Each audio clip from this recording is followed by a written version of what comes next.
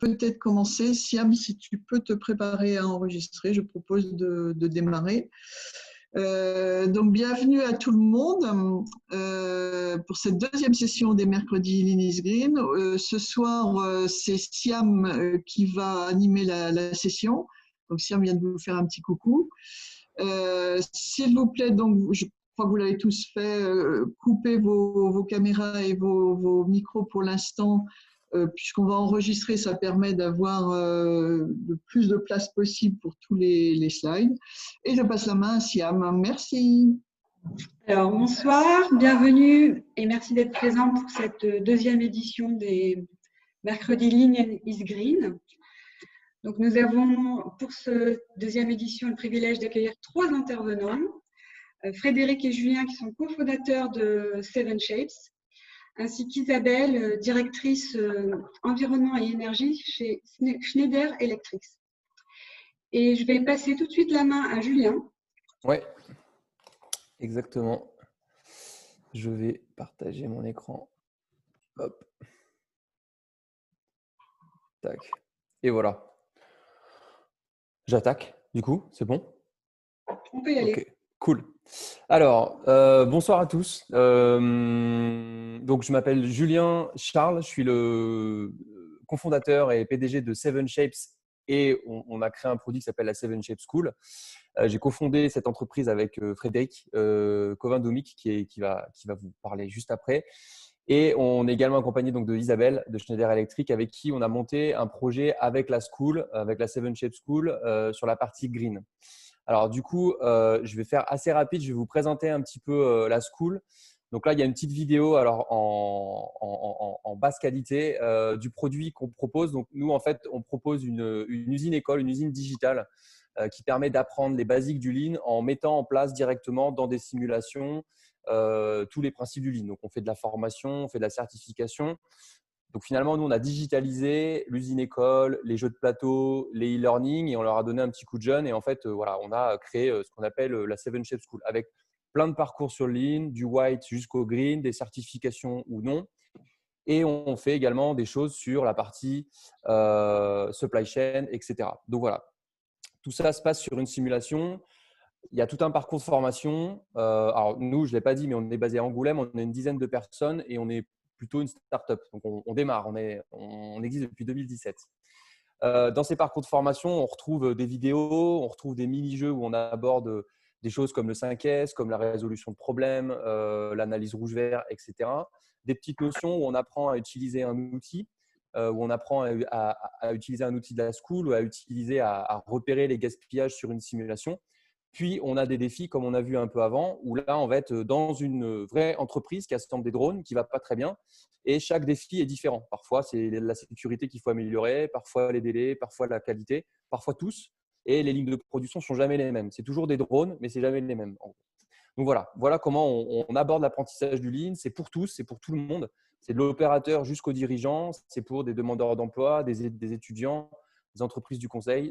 On a vraiment un large panel d'utilisateurs.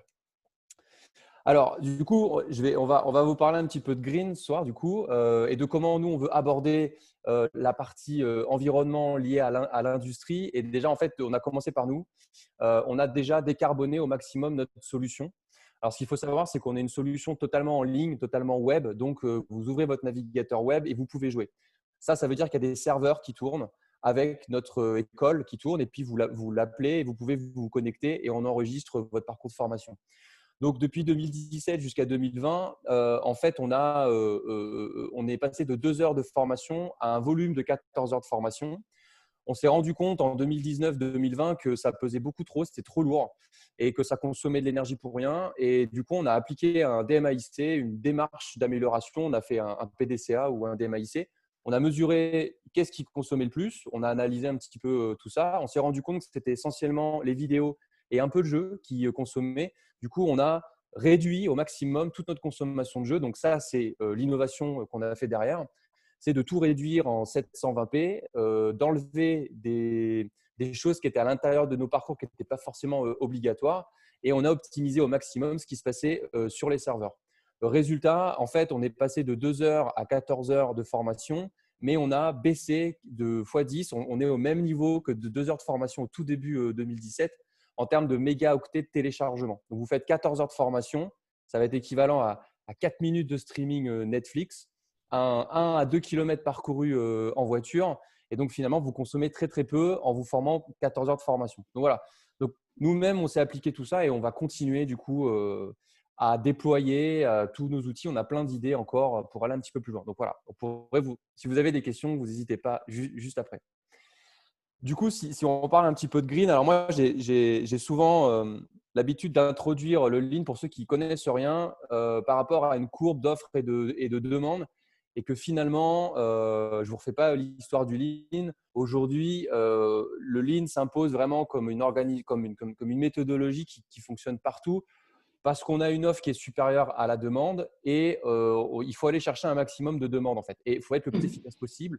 Fallait être bon après la guerre sur ses coûts. Après, il fallait être bon sur sa qualité et ses coûts. Et puis maintenant, il faut être bon sur sa qualité, ses coûts et ses délais. Et ce qu'on se rend compte, c'est que maintenant, on est en train de prendre en compte l'aspect environnement parce qu'on raisonne souvent travail et capital, mais on ne met pas l'environnement. Donc, on ne sait pas quel impact a son produit ou son service sur l'environnement. Ce n'est pas considéré comme quelque chose qui se vend. Donc, je propose maintenant dans mes formations de dire est-ce que du coup, l'offre, elle ne va pas stagner ou peut-être baisser? Et est-ce que la demande ne va pas faire la même chose? Et donc, on peut se demander du coup, c'est quoi de 2020 à 2050, quels pourraient être les nouveaux modèles de nos entreprises, de nos PME, de tous nos grands groupes. Alors, ce qu'il faut savoir, et ça vous le savez certainement déjà, on va plutôt vous donner, on essaie de trouver le comment on peut améliorer tout ça. Donc, il faut savoir que l'industrie et le transport cumulé, c'est entre 40 et 50% des émissions de CO2. Alors, ça va dépendre de vos entreprises. C'est plutôt votre entreprise qui consomme plutôt que vos transports ou c'est vos transports.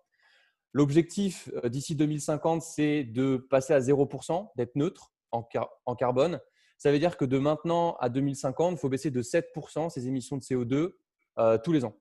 Donc, du coup, ça veut dire qu'il faut qu'on trouve les outils, il faut qu'on trouve les méthodes.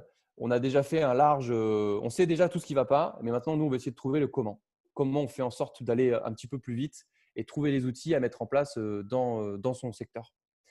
Et du coup, je te passe la main, Fred.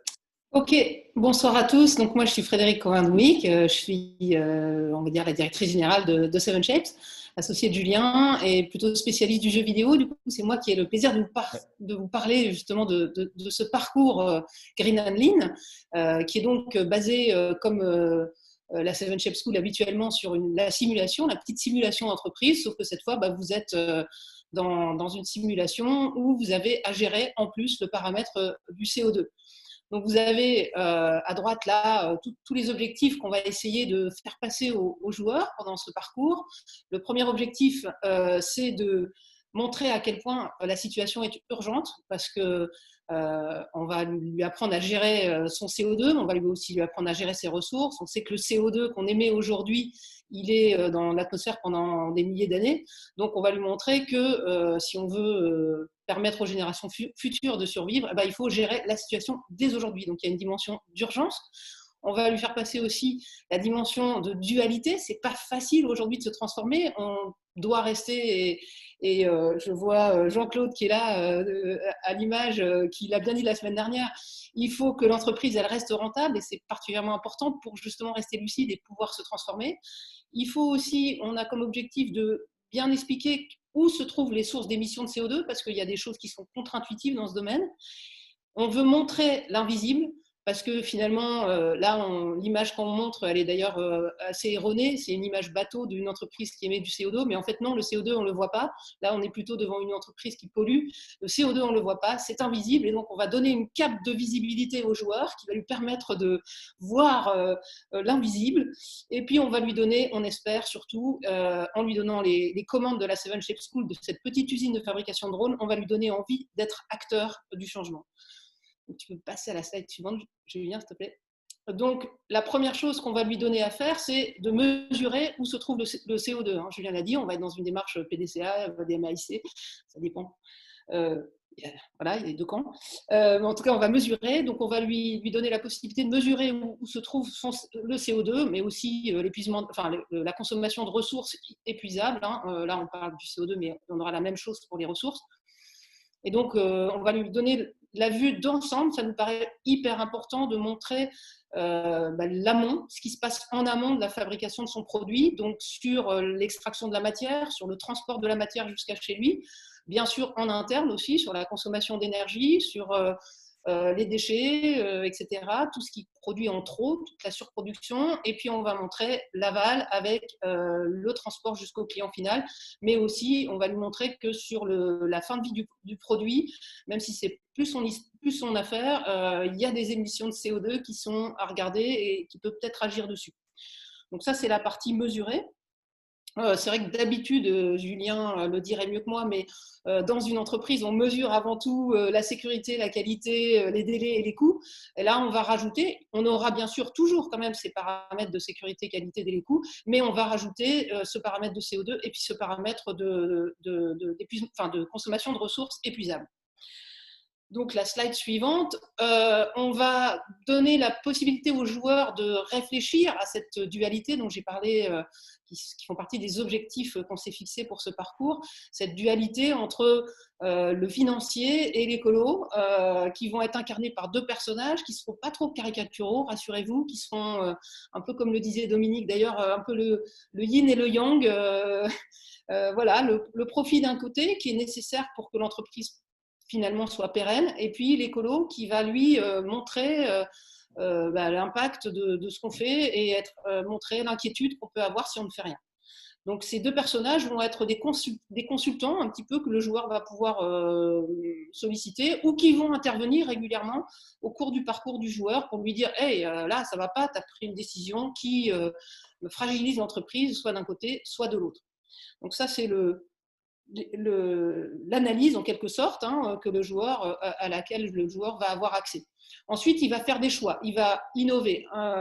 Donc le I de DMAIC, il va innover en faisant des choix. Donc, il va choisir, par exemple, ici, on voit qu'il va pouvoir choisir entre plusieurs clients, qu'il ne va pas pouvoir choisir les deux en même temps. Donc, par exemple, l'American Drone, c'est un client qui est un client qui fait de la surveillance militaire. Il est aux États-Unis et il paye très bien pour 30 drones, alors que le client allemand est plutôt donc beaucoup plus proche. Donc, probablement beaucoup plus écolo et en tout cas les émissions de CO2 sont moins importantes pour ce client-là et en revanche il rapporte beaucoup moins.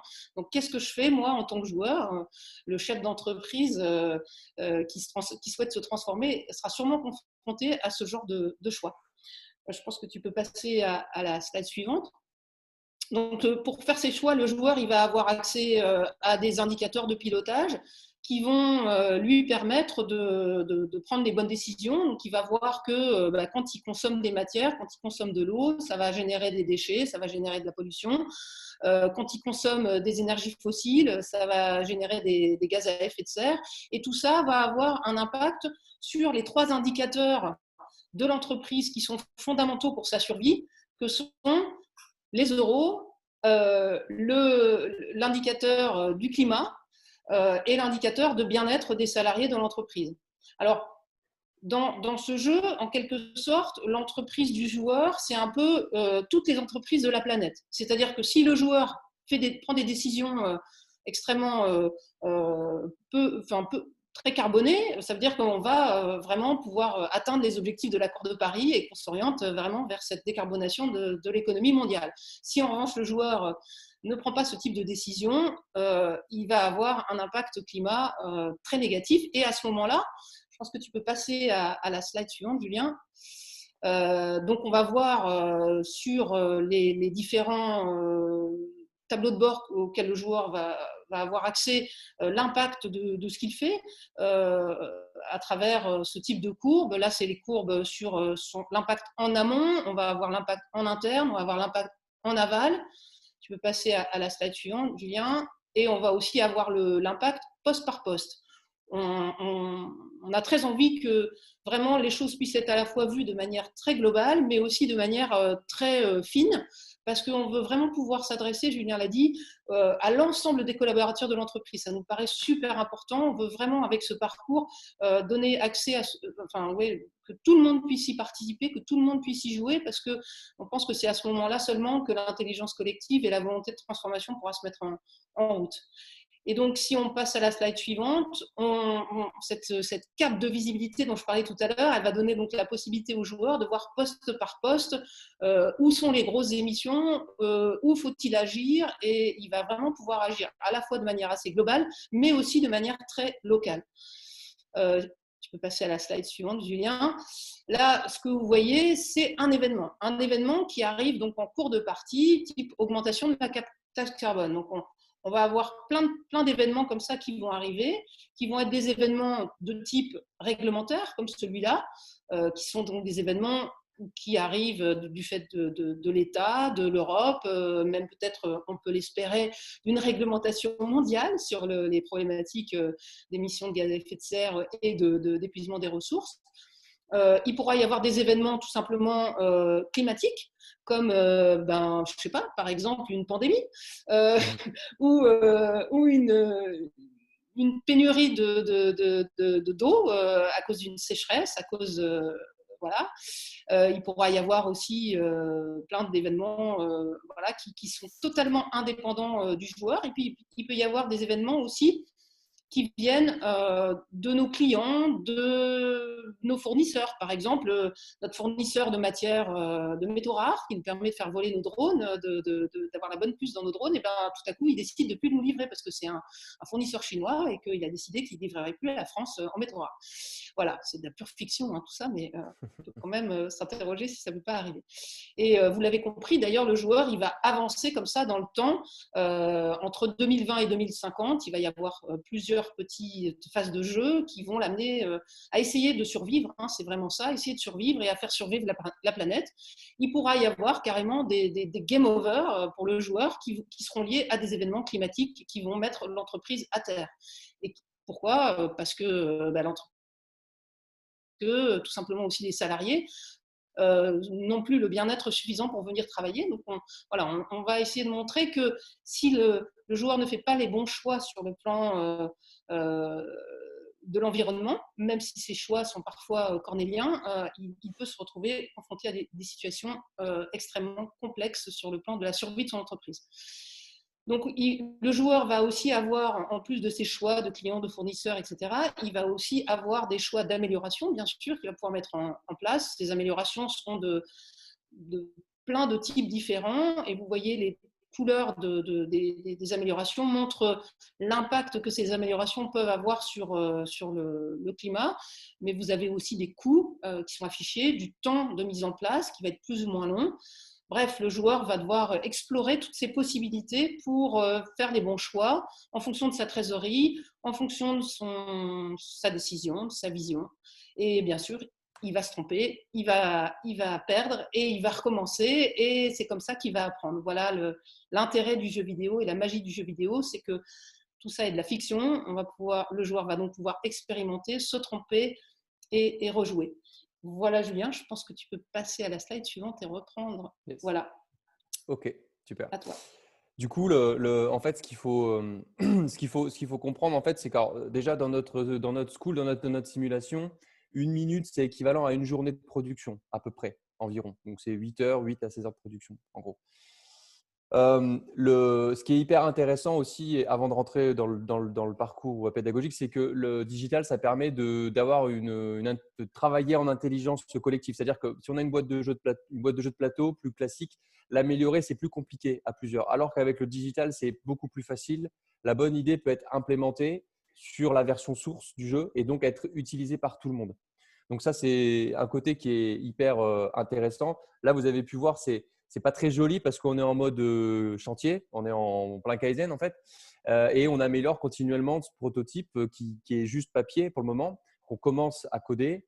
Donc voilà, et puis on le fait du coup avec des experts de chez Schneider Electric. Et c'est là où Isabelle pourra en parler. On le fait pas tout seul, on n'est pas des experts de l'environnement. On connaît bien Lean et le jeu vidéo pour Fred, mais on a besoin d'experts. Et en fait, l'idée, c'est un peu un prototype, un produit qui doit aider tout le monde.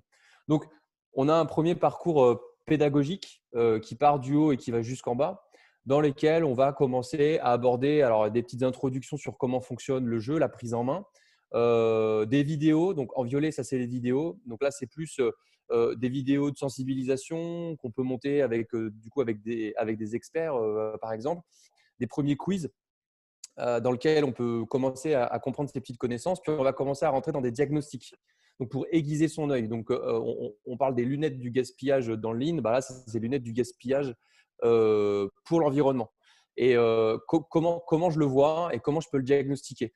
Donc, souvent, moi, j'aime bien prendre cet exemple-là quand on commence à mettre en place l'amélioration continue sur un site ou qu'on fait un chantier. On aime bien mettre des boîtes rouges pour les problèmes qualité. Comme ça permet de voir les problèmes. On les voit, ils sont regroupés dans une zone, dans une boîte rouge, parce que sinon, ils partent à travers le flux. Là, l'idée, c'est d'essayer de trouver les mêmes moyens pour voir les problématiques d'énergie, d'environnement, de déchets, etc. Même si les déchets, ça se voit plus que tout le reste. Et puis, d'essayer d'avoir des défis challengeants qu'on pourra optimiser pour qu'on se dise, voilà, si j'ai telle problématique ou il se passe tel et tel environnement, comment la simulation réagit et comment le joueur va réagir. Et nous, on peut mesurer toutes ces réactions et mesurer ce qui se passe et comment réagit dans une simulation ou dans un certain cas. Et puis, on va continuer comme ça avec d'autres diagnostics sur des ressources, des défis sur les ressources, des défis seulement sur le CO2, et puis des défis plus globaux où je vais devoir gérer pas que mon usine, mais aussi tous mes flux, amont, aval, et gérer un petit peu tout ça. Et l'idée, c'est que ça s'étoffe et qu'on l'améliore. Alors, on part sur un schéma d'une vingtaine de modules. C'est entre 2 et 3 heures de formation ou de sensibilisation, du moins, au lean. Et puis ça, ça va être pour la fin de l'année, quoi, en gros. Et donc, juste avant que je passe la parole à Isabelle, ce qu'on veut aussi, contrairement à notre school, alors même si notre school, elle est un peu en open innovation, c'est-à-dire que tous nos apprenants nous apportent des choses, des améliorations, des bugs, des choses qui ne se passent pas bien, des petits trucs qu'on n'a pas vus. On veut aussi encore plus que cette solution-là, en plus vu qu'elle est en ligne, soit en open innovation, c'est que tout le monde puisse apporter sa pierre à cette solution-là. C'est-à-dire qu'il manque telle chose, il manque tel élément, ça serait bien que le défi soit plus comme ça, et d'utiliser l'intelligence collective, et pourquoi pas d'avoir un open model, quitte à avoir un financement aussi qui pourrait être open. C'est des choses qu'on est en train de penser. On aimerait bien aussi avoir un outil, c'est aussi ça l'intérêt du digital, dès qu'on a une connexion Internet, avoir un outil qui permet de créer ses propres parcours ou de créer ses propres défis. Donc, dans le jargon du jeu vidéo, on parle de level design. Donc, je peux créer mes propres niveaux, un peu comme un Minecraft où je peux créer mes propres niveaux et je peux créer du coup ma propre usine ou mon propre parcours avec mes propres contraintes et les proposer à d'autres. Et donc, utiliser l'intelligence collective derrière. Et si on utilise l'intelligence collective, parce que tous les pays n'ont pas les mêmes contraintes, certains c'est l'eau, l'électricité, ça peut être les températures, etc. L'idée, c'est qu'on partage des bonnes pratiques. Et donc, le digital est un super moyen d'aller très vite sur le partage de bonnes pratiques, de trouver les bonnes solutions et du coup, de pouvoir partager beaucoup plus rapidement tout ça. Voilà, en gros. Donc, on le veut à terme le plus ouvert possible pour que tout le monde puisse apporter sa pierre. Et puis, on va essayer d'avancer comme ça. Et puis, du coup, Isabelle, c'est à toi. Je te passe la parole. Bonjour à tous. Donc, Isabelle Moreau-Jaugin, directeur environnement et énergie chez Schneider pour l'Europe et la Russie. Alors, vous vous demandez qu'est-ce qu'on peut bien faire avec une petite start-up? En fait, tout et beaucoup. À l'écran, ce que vous voyez, c'est la stratégie de Schneider Electric. Donc, une stratégie qui a commencé avant 2020 et qui a aujourd'hui qui est écrite jusqu'en 2050. Et autant, globalement, on sait ce que l'on avait à faire jusqu'en 2020, on sait ce qu'on a à faire pour atteindre les objectifs que l'on souhaite en 2025, on sait à peu près pour 2030. Pour 2050, on y travaille, on va dire ça comme ça. C'est des ruptures fortes.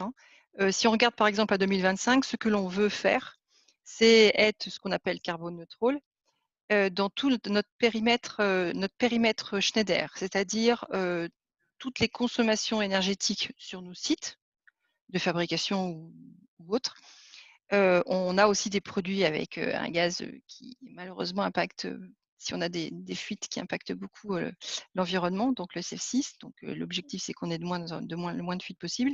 Et puis aussi travailler sur nos voitures de société. Donc ça, c'est 2025. OK, donc là, on voit bien, on est sur un périmètre qu'on est censé maîtriser, c'est tout chez nous. Et si on n'y arrive pas, OK, on s'autorise à faire de la compensation, c'est-à-dire à acheter des certificats, c'est comme pour tout le monde, des certificats environnementaux pour pouvoir compenser ce que l'on n'aura pas atteint en interne. Mais en 2030, on change, c'est-à-dire qu'on a les mêmes objectifs, mais sans compensation. Donc là, il faut y arriver, absolument. On a 3 gros programmes pour ça. Aller sur les énergies renouvelables, donc avoir 100% de notre énergie électrique provenant du renouvelable.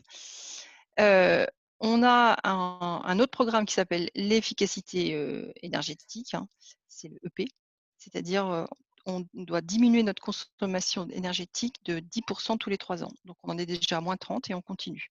Quand on dit ça, c'est une entreprise mondiale, donc ce n'est pas quelques unités ou quelques sites à droite ou à gauche, c'est tout le monde. Et bien sûr, c'est suivi. Et puis le troisième gros projet que l'on a, c'est donc les véhicules électriques, c'est donc de basculer toute notre flotte de compagnie, toute notre flotte de voitures sur de l'électrique. Et donc le tout, voilà, nous devons nous permettre d'atteindre les objectifs qu'on s'est votés sur le carbone neutral. Et en 2050, en fait, on doit étendre tout ce que l'on aura su faire en interne, on va le demander à nos fournisseurs. L'objectif étant effectivement de leur demander et aussi de les accompagner avec notre propre expérience. Alors vous me dites, OK, et la Seven Shapes, qu'est-ce qu'elle vient faire là-dedans? Eh bien, en fait, c'est des ruptures fortes. Et aujourd'hui, on est dans un monde industriel dans lequel le profit reste quand même quelque chose de très important. Même si on est une entreprise très green, on reste comme une entreprise industrielle. Et donc, pour pouvoir faire cette rupture, on ne peut pas s'appuyer que sur quelques personnes. Il faut que tout le monde soit formé. Il y a 20 ans, quand on a voulu faire en sorte que la qualité passe vraiment au premier plan, on a passé tout le monde à la formation, de la personne sur poste au plus haut niveau, on va dire, de management. Et bien là, c'est un peu la même volonté, en se mettant au goût du jour, en le faisant d'une manière digitale, ludique, à travers un jeu, et à travers un jeu qui permet, donc éducatif, et qui permet de dire je joue, je décide et je vois les impacts. Je ne peux pas dire que c'est quelqu'un d'autre qui est responsable de ce qui arrive, c'est moi qui ai décidé. Et je sais que chacune de mes décisions aura un impact sur l'environnement, sur mon empreinte carbone. Et c'est là justement, pour moi, en fait, tout l'intérêt, c'est de pouvoir mettre ce jeu à disposition en termes de formation et de pouvoir éduquer, entre guillemets, et passer d'un côté tout ce que l'on peut faire sur du lean, où là, c'est du langage très industriel, allié à du green, qui est encore sur, on va dire, lié à quelques personnes, mais pas encore à l'entreprise entière. Et donc, si on arrive à faire ce green lean, eh bien, pour moi, c'est comme ça qu'on arrivera à notre objectif de 2050. On peut voter toutes les actions que l'on veut. Ça n'empêche que si les personnes ne sont pas convaincues et n'agissent pas en tant que telles, chacune indépendamment les unes des autres, puis ensemble, on n'y arrivera pas. Et voilà, donc du coup, tout ce que l'on veut faire avec la Seven Shapes, et pour nous, c'est vraiment quelque chose qui est clé. Voilà, si vous avez des questions. Oui, exactement. Et bien, Alors, voilà. il y en a une qui vient de tomber. Donc, c'est de Yves. Comment raisonne complet, c'est-à-dire cycle de vie, exemple la voiture électrique, sur l'ensemble du cycle concept matière, production, usage, déchets. Donc, ce n'est pas forcément très développement durable. Donc, comment rendre visible le cycle de vie? Qui veut répondre? Alors, moi, je veux bien répondre. Ouais, aujourd'hui, en fait, on peut avoir deux approches. Soit on peut vouloir faire du carbone, enfin la neutralité carbone en essayant d'avoir les choses parfaites.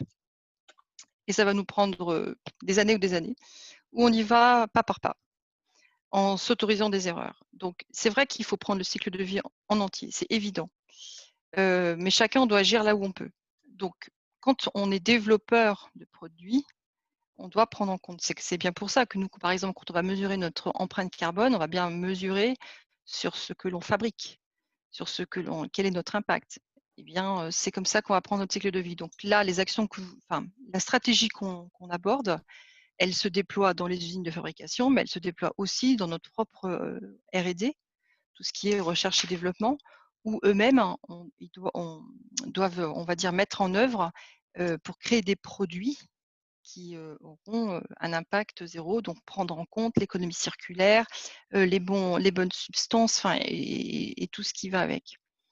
Donc la réponse n'est pas parfaite, je sais, mais c'est de dire, OK, oui, il faut prendre le cycle de vie et il faut aussi accepter d'aller pas par pas et s'autoriser à ne pas être parfait dès le début.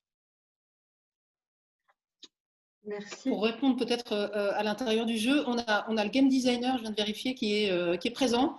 Et je ne sais pas, Théodore, si tu veux t'exprimer sur comment on va gérer le cycle de vie. Je sais que c'est à travers les améliorations, mais peut-être que tu veux en parler.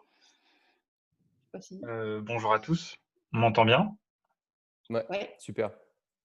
Alors, bonsoir à tous. Du coup, pour ce qui est du cycle de vie actuellement, mais un peu, c'est un peu ce qu'a dit Isabelle aussi, c'est-à-dire que nous, on se concentre sur une usine d'assemblage pour l'instant dans la Seven Shapes School. Du coup, on ne rend pas visible tout le cycle de vie, en tout cas pas directement. Il n'est pas représenté en 3D dans le jeu, etc. Il est conceptualisé dans des graphiques, etc. Comme on a pu le voir dans les slides qu'ont montré Frédéric et Julien. Et du coup, pour l'instant, voilà, on part du principe qu'on va les montrer comme ça, ce qu'il y a en aval et en amont. Et à terme, ce qui pourrait être intéressant, c'est de pas seulement parler d'une usine d'assemblage, mais aussi d'une usine sidérurgique, d'une usine d'extraction, enfin de l'industrie minière, etc. Mais pour l'instant, c'est pas le but. Donc, on va dire qu'on se concentre sur un pan de la production actuellement d'un produit, un pan voilà, vraiment très précis, et qu'on essaye de montrer que en fait, tout le cycle a un impact sur l'environnement. Et à terme, mais ça sera sur le plus long terme, on développera certainement, je pense, à la Seven Shapes School, des modules, des modes de jeu qui parleront des autres étapes de manière beaucoup plus concrète. Mais ça sera effectivement sur le plus long terme. Voilà. Merci. Donc, on a deux questions qui se regroupent sur ce qu'on vient de dire. La première, c'est par rapport à ce que venait de dire Isabelle, est-ce que la stratégie est-elle appliquée elle est appliquée chez les fournisseurs? Oui, alors en 2 étapes. On commence à en parler avec nos fournisseurs, moyennant qu'on balaye d'abord devant notre porte. On va se retrouver déjà, je pense, à certaines, pas incohérences, mais en tous les cas à certains choix. Et donc, on balaye d'abord devant notre porte. Hein. C'est ce qu'on appelle, si vous regardez sur les internets, c'est ce qu'on appelle les scopes 1, 2 et 3. C'est-à-dire que vous travaillez d'abord sur l'impact de vos fabrications. Et puis après, on prend le cycle complet avec toute la fabrication des pièces par elles-mêmes ou leur extraction, comment on les transporte jusqu'au lieu de fabrication. Bref, le fait est que dans une 2e étape, quand on aura bien balayé devant notre porte, hein, mais c'est jusqu'à 2030, et qu'on saura, on va dire, être carbone neutral sans compensation, on demandera aux fournisseurs de faire de même. Et on ne restera qu'avec les fournisseurs qui sont capables de le faire, moyennant qu'on les accompagnera. Donc en 2 temps. Mais oui, c'est évident que ça sera avec. Et peut-être même eux nous apporteront leur aide, hein, bien sûr. Hein, c'est un échange. Hein. Mais c'est vrai que c'est un petit peu comme le Lean, quoi. C'est-à-dire qu'en général, dans les méthodes Lean, on démarre dans son usine et puis ensuite on étend. C'est rare qu'on commence chez ses fournisseurs si nous-mêmes on n'est pas Lean, quoi, en général. Donc là, c'est un peu la même façon.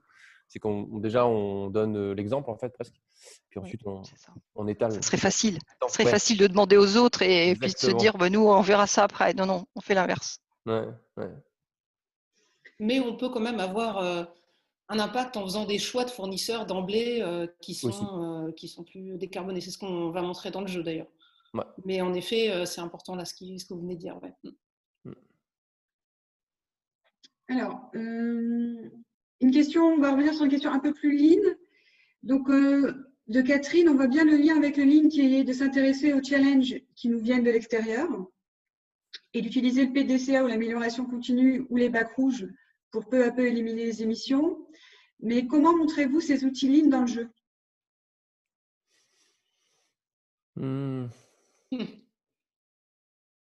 Alors, en fait, comme je le disais, on est en phase de prototype. Donc, l'idée, c'est qu'en fait, quand on joue à la Seven Shapes School côté Lean, on voit les encours, on voit les drones qui se cassent. On a des feedbacks visuels qui montrent ce qui ne va pas. On a également tous les indicateurs en haut avec les tableaux de bord qui donnent les tendances aussi. Est-ce qu'on augmente son stock? Est-ce qu'on le diminue? Est-ce qu'on augmente ses volumes ou pas? Sa qualité ou pas? Sa sécurité ou pas? Donc là, on va déjà passer par un premier feedback qui sera comme ça, qui sera du coup plutôt un feedback d'indicateur. Plus, après, vu qu'on a un super graphiste, il va nous faire des retours sur comment je vois avoir un feedback visuel dans la school. Donc ça peut être par exemple, c'est pas forcément une fumée noire, parce que le CO2 c'est pas forcément une fumée noire. Ça c'est pour Théo. Mais ça peut être aussi d'autres typologies de déchets. Ça peut être d'autres typologies, ça peut être l'usine qui se transforme, peut-être les personnes, peut-être les alentours de l'entreprise qui changent.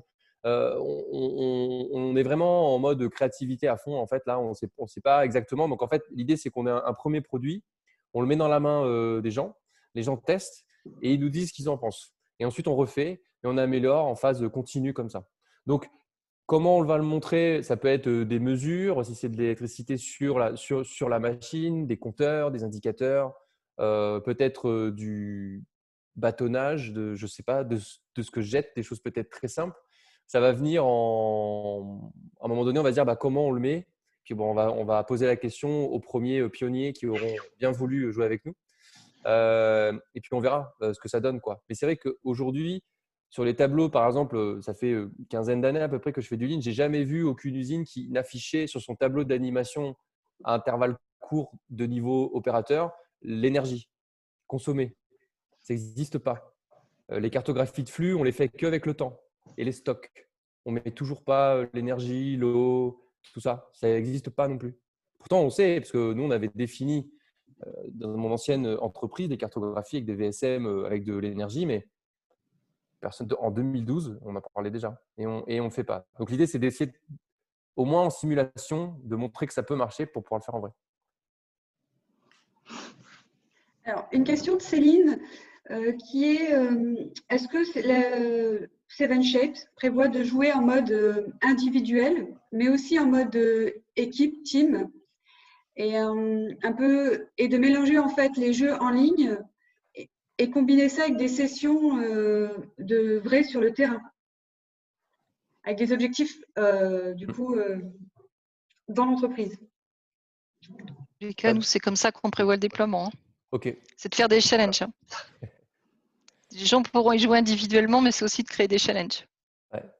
Alors, en fait, c'est vrai que aujourd'hui, la school, c'est plutôt de l'individuel et on refait du collectif avec des classes virtuelles, en fait, où on renoue le lien et puis ensuite, on va un peu plus loin sur les outils. Avoir un outil en ligne où chacun pourrait s'affronter ou faire des défis ou collaborer sur des défis, ça, c'est aussi dans la roadmap. Ça demande du temps, de l'investissement aussi. Et puis, voilà. Mais c'est effectivement le premier niveau de collaboration, c'est plus sur chacun jouer et qui en pense quoi. Le deuxième niveau, c'est effectivement peut-être que tout le monde puisse jouer sur un même défi et s'aider ou s'entraider. Ça serait top, hein, c'est clair. Ça, c'est l'open innovation, c'est ça. Et puis après, former des relais partout, comme on le fait, mais Green Lean ou Lean Green ou Lean is Green, qui seront les experts et qui pourront du coup faire le transfert sur le terrain avec les personnes. Et puis, on ferait des workshops Kaizen énergie, des cartographies de flux avec l'énergie en plus, ou l'eau, ou que sais-je. Donc l'idée, c'est aussi comme ça, c'est de monter. Par exemple, il y a des certifications en ligne qui existent depuis très longtemps. Il n'y a pas de certification sur l'énergie. Enfin, Lean et énergie, par exemple. Ça n'existe pas. Ça pourrait être créé, par exemple, aussi. Et on créerait des niveaux d'expertise ou que sais-je. Ça a créé aussi, quoi. Ok, merci. On a une dernière question de Yves qui est sur comment on mesure le développement des personnes et donc des styles de prise de décision. Alors, je pense que c'est une question qui est assez compliquée, mais il rebondit en disant qu'il y a des travaux qui existent sur l'IT, sur le Green IT de Oui, oui, bien Frédéric sûr. Bordage. Ouais, bien sûr. Alors Ouais. moi, nous, on est très connectés avec tout le milieu French Tech, IT, digital. Et nous, on est dans le digital, donc on connaît. Et donc nous, notre développeur back, et au pire, je te laisserai répondre, Fred, après. Donc toute la personne qui optimise les serveurs est vachement sur le green IT. Il y a des certifications, il y a des choses qui existent pour optimiser son code. Enfin, c'est technique. Mais il y a plein de choses, ouais, bien sûr. Et donc, Oui, vas-y, on Fred. est en train de certifier Lucie sur ces sujets-là, sur le numérique responsable de ce Hmm. côté-là. Mais par ailleurs, pour répondre plus à la question comment on va mesurer finalement l'impact des décisions du joueur, bah, ça va être mesuré. C'est pour ça que le travail est compliqué et complexe même, je dirais. Théodore, qui est le game designer, est en train de vraiment construire une économie du jeu qui prend en compte plein de paramètres qui vont permettre d'afficher ou pas une victoire ou une défaite pour le joueur. Donc c'est la combinaison de toute cette complexité, de toutes ces décisions qui vont permettre au jeu de décider si le joueur a gagné ou perdu. Et il aura un feedback, parce que dans le jeu, c'est déjà le cas dans la Seven Shapes School, quand vous avez terminé un défi, vous pouvez aller voir l'impact de chacune de vos actions sur les différents indicateurs. Donc vous verrez à quel moment, avec quelle action, quel impact elle a eu sur vos indicateurs et donc sur votre victoire ou sur votre défaite. Donc c'est comme ça que le joueur pourra voir ça. Et pour revenir sur le côté compétitif ou collaboratif, on a depuis longtemps, on envisage d'avoir des leaderboards, d'avoir mais à vrai dire, nos clients le font tout seuls et les gens le font tout seuls aussi à la machine à café. C'est-à-dire, ça y est, moi je suis déjà arrivé à ce niveau-là, j'ai déjà réussi ce défi-là et pas toi. Et comment tu as fait pour y arriver, d'accord, etc. Donc ça échange énormément autour de la Seven Shapes School en fait. Ok. Donc, on a quand même plusieurs retours qui est sur le questionnement sur la roadmap et l'association des fournisseurs dans, je reviens sur Isabelle, dans cette démarche. Donc, la question qui se pose, c'est pourquoi on ne les associe pas, pourquoi vous avez vraiment pris cette décision de ne pas les associer assez en amont dans la démarche, et sinon, dans combien de temps vous prévoyez de le faire? Donc l'objectif est on va dire, de les intégrer. L'objectif est à 2050, mais il est évident qu'on commence déjà. On travaille déjà. On a déjà des fournisseurs qui sont avec nous. C'est juste que dans la mesure, on va dire dans le suivi, dans la mesure, il y aura plusieurs étapes. On va d'abord mesurer ce qu'on va faire chez nous. Le fait de travailler déjà avec nos fournisseurs sur le sujet, bien sûr, c'est déjà en cours. C'est déjà le cas. Et ça fait partie même, il y a certains éléments, certains, on va dire, engagements qui sont pris dès les signatures de contrat. Mais là, quand je vous parle de stratégie, on parle vraiment d'une manière globale. Donc, ça veut dire que Schneider prendra des engagements avec un objectif qui sera suivi, communiqué, audité. Donc voilà, là par contre, c'est on va dire la grande machine qui se met en route. Cependant, on travaille déjà d'abord parce qu'on a nos propres fournisseurs qui nous challenge. Je parle j'ai parlé là de Schneider vers les fournisseurs, mais je veux dire, on est aussi fournisseurs, donc on a aussi des clients qui nous challenge extrêmement fort. Et comme vous le savez, il y a déjà des entreprises qui choisissent effectivement leurs fournisseurs en fonction de certains critères, dont l'empreinte carbone, de plus en plus. De la même manière, les jeunes qui viennent taper la porte des entreprises, ça fait partie des critères qu'elles regardent aussi. Et le digital, pour moi, est aussi quelque chose d'important. Alors, pour conclure peut-être sur une question, est-ce que selon vous, toutes les entreprises, et également les petites, vont être capables de se transformer? Oui. C'est une grande question. C'est une grande question. Ouais. C'est vrai que moi, je pense que les grands groupes, ils ont un avantage, c'est qu'ils ont de l'argent. Et les petites boîtes, elles ont un avantage, c'est qu'elles sont hyper agiles. Donc, on verra. En fait, je pense que les grosses entreprises seront très challengées par les petites. Et après, les petites, oui, leur problématique, c'est effectivement de survivre un peu plus. C'est évident. L'un n'ira pas sans l'autre. Les grosses entreprises peuvent pas vivre sans les petites. Tout le monde peut dire ce qu'il veut, mais Elles seront peut-être challengées aussi par les consommateurs. Hein. Oui. Et elles-mêmes, oui, tout à fait, tout à fait. Moi qui ai beaucoup vécu dans un monde très très challengé, qui est le monde du jeu vidéo, je dois dire que moi je m'interroge sur un sujet dans le monde du jeu vidéo. Quand on est passé par exemple de la vente de boîtes dans les supermarchés à du tout digital, il y a eu énormément de boîtes qui ont disparu, mais énormément de boîtes qui se sont recréées instantanément avec les mêmes, sauf qui s'étaient organisées complètement différemment. Il y en a qui ont survécu. Je prends l'exemple d'Ubisoft. Chez Ubisoft, il y a quelques années, le bras droit du PDG, c'était le directeur commercial.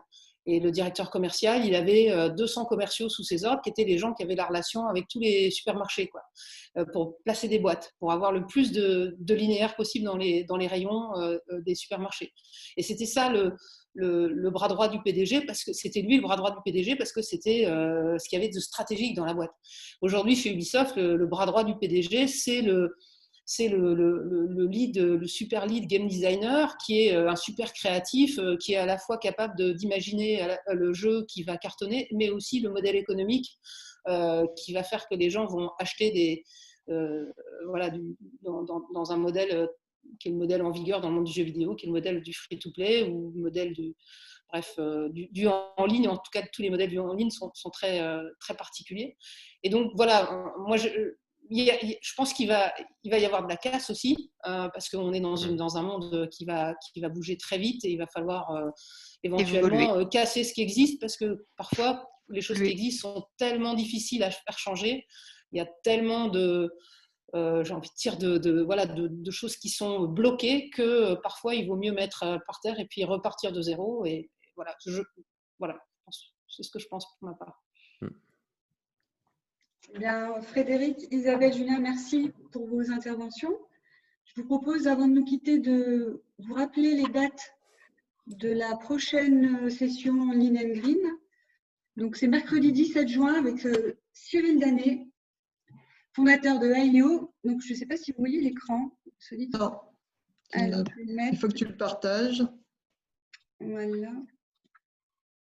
Alors, c'est très intéressant aussi. On explore différentes formules, différents milieux. Ce que Cyril Danet va nous montrer avec AIO, c'est tout le Karakuri Kaizen. Ça, c'est passionnant. Ne ratez pas cette opportunité. C'est de comprendre comment on va créer du Kaizen en bord de ligne avec les opérateurs, directement avec les opérateurs, pour apporter tout ce dont on a besoin, tous les composants de bord de ligne, sans énergie aucune.